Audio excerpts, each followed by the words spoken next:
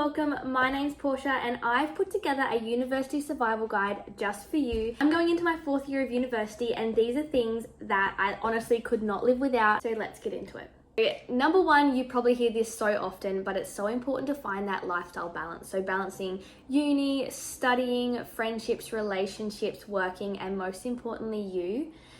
Prioritize yourself, like even if that's spending 10 minutes of a night reading or doing your skincare by yourself, doing affirmations, something little. It doesn't have to be something big, just making time for yourself. I wish I could help out more with this. All I can do is stress that this point is so important because everyone's life's so different, so I can't just give you a schedule and that be it. I find having certain days that I do things, so I have certain days every week that I work, I have certain days that I study, I have certain times of day that I like to something for myself, and that's how I kind of break up all the important things in my life to have their own little moments, but also I have time in there for myself. The next one is managing stress. Okay, managing stress, it comes in waves. In university, I find personally that it comes in waves. Like exam time, it peaks, it kind of like crashes towards near the start of uni, like it's okay, and then it like ramps up around assignments, and it's like a wave, and you've just got to ride the wave and find what works for you. So managing it might be that you have certain times of a day that you study more productively, so you're going to study at those times, so then you're going to feel a bit more prepared. You might have certain times a day that you're going to take a walk, like in the morning you're going to take a walk for yourself to clear your mind, and then you can come back and study. You might have a self-care night of the week that gives you that little like de-stress moment and allows you to have a clear mind to then go back and do some study and plan your week out a bit more clearer. You might even include some yoga, meditation, like mindfulness, anything like that into your like routine to help with that stress, because it can get a lot, honestly, it really can. Along with this, productively study. Quantity doesn't always equal quality in terms of study. So you might study all day but only retain an hour's worth of that study, whereas you could have sat down for that hour and really engaged and only took an hour to learn that content rather than all day, if that makes sense. I don't know if that makes sense. But it's finding ways that are going to help you productively study. So I know that I'm like a morning studier, so I know that I might go for a walk, come back, turn off my phone, study for an hour, then go and do something else for a little bit. Or I might use study methods like 20 minutes on, 5 minutes off, 20 minutes on, 5 minutes off, and so on. Not just that I'm setting out things like, okay, I'm going to study today, so I'm going to sit down and study all day.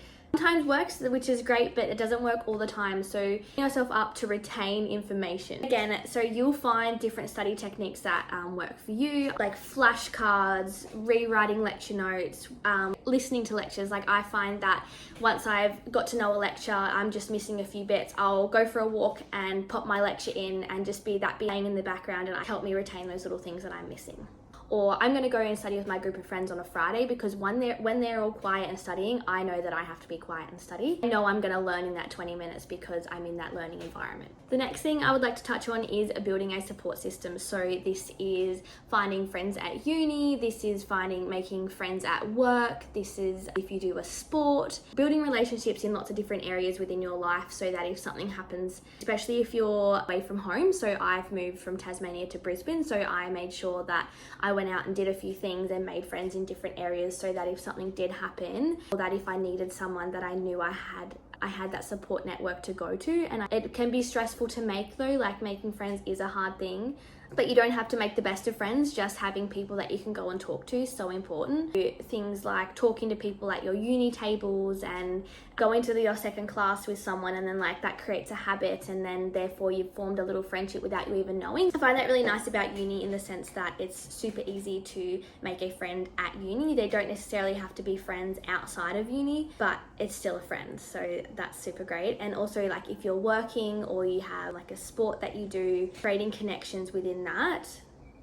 is also great. Another thing I think that's important is talking to your uni teachers, your lecturers, whatever you call them, building a relationship with them. Like not necessarily don't have to be like best buddies with them and things like that, but just making sure you know them and they know you. So if in time that you have to miss an exam or miss an assignment, that you can just email them or call them or something like that, and they know the type of person you are. So for instance, I had to fly back to Tassie and I missed an exam.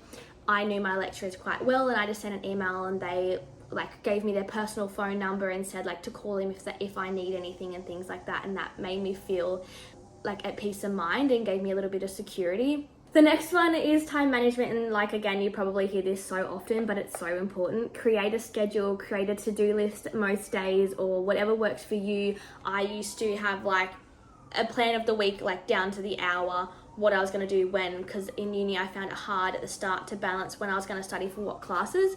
So I had like Tuesday 2 to 4 I'm going to study for sport something, and then Thursday I'm going to do bio for 2 hours, and then so I knew I could look at that and I knew what classes I was going to study on what day, so then therefore it relieved a little bit of stress around the classwork. I hope that's not really loud in the video. Another thing along with time management is knowing when your assignments are due. So I just always create like a Word doc and put like my course code, what the assignment's called and when's it due, and I always make sure I'm checking that throughout the semester and I know when they're coming up, because it's so important to know when they're coming up, especially if you have a busy schedule such as placement and things like that, to know that if you need to get it done a little bit earlier in advance to give yourself time on placement with less stress and all that kind of stuff. So plan and you're going to do your assignments. Also know if you're a type of person that is better, that works under pressure and does it last minute, or if you're a person that likes to do them, start them like 2-3 weeks in advance and just pick at them, because I can't just sit down and smash them out. But just find your balance and know which one works for you. And also exam time, so figuring out like what classes require to study more, to know what classes are going to require more study time. Like you'll be able to tell this throughout the semester. So if they're a content heavy class, they're going to be requiring more time than a less content heavy class throughout the semester, for example. Along with the study, finding a study spot. Okay, so finding a place that you study productively, like we talked about earlier, such as that might have been in that group setting, or that might be in a library, that might be at your desk, that might be in the morning or at night. Finding a like spot or a time of day or things like that that's going to help you study makes such a difference than just being like, oh, okay, I'm just going to study today and just studying and sitting in your bed and studying. But that might be productive for you, but for someone else that might not be. So finding what works best for you. Moving on to the next one, I've got a hobby. Hobby, I mean like anything that makes you more social or moves your body or is good for you. Anything like going for a walk or going to the gym, like really just anything that's going to create wellness for you. So anything that's going to allow you to have some time away from uni and work and just have fun. The next one is planning your timetable well. Okay, you probably already know about like how it's a war to sign up for your timetable and you want to be on there as soon as the time ticks over to pick out your classes. This is important, all right? This is so important. This allows you to plan out your entire semester. So you either want to be someone that wants to be on campus only a few days a week, so you want to try to get all your classes in on a few days and that's it. You might be someone that wants to go just of a morning time, so you want to get all the morning slots. So make sure you're planning your timetable that suits your lifestyle. Making sure you get those spots that work for you is really important. The next one I always find so hard, and it's coming to terms with that it's okay to have a break. It's okay to sit down and watch a movie. It's okay to go for a walk and spend some time away from a study day if it's too much, because it's so hard. Well, for me personally, everything gets a little bit overwhelming sometimes in uni, and when I'm taking some time off, I feel lazy, when that is not the case at all. Taking that time off is so important. So take those breaks and don't feel guilty for it. Don't feel guilty for not studying for that 20 minutes that you go and watch a movie for or sit on your phone for. That's okay, and that's important as well. The last one is having a budget. In uni, it's quite easy to just go to campus and buy coffee and get a snack and all that kind of stuff, or on your way home, you're just going to grab something because you can't be bothered cooking and you want to study. But making a plan on note, so like you might want to allow yourself 2 coffees a week at uni, and creating yourself a budget around your lifestyle is super important to maintain balance and relieve that financial stress, as uni, like we were saying before, uni is already so stressful, so balancing your finances is also a big part of uni.